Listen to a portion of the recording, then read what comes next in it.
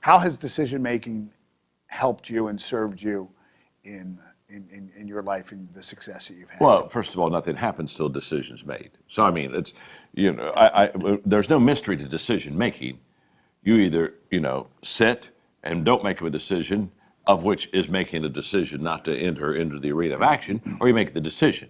And I believe totally that I think one of the reasons I can make quick decisions, Paul, is on most decisions, not all, but on most decisions, I think there are 5 or 6 good decisions.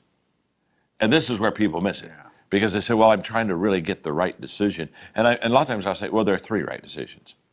And what happens is the right decision becomes right as long as it gets you in the right direction.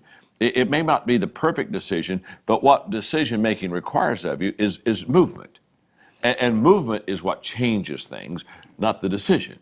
And so what happens is they'll sit there and think, well, I think there's maybe a better way. And my whole thing is probably is, but while you're thinking of the better way, I'm going to go ahead and make the second decision, which is a little lesser, and I'll beat you to where you're going. That's true. Now I'm not talking about bad decisions. Yeah, I mean, yeah. but you name almost anything, there are 2 or 3 ways to do it. And there are 2 or 3 ways to get there. There's just not one way. And I think people who think there's just one way, then they're looking for that one decision, and then I've got to make sure it's the right decision. And most of the decisions I've made have been on the run. In other words, once you start moving, then you look and say, oh, I never knew this was going to be here. I had no idea this door was going to be open. Well, yeah, I think I'll go through here. Well, what happens is people who sit, those decisions and all those options don't come to you. So to me,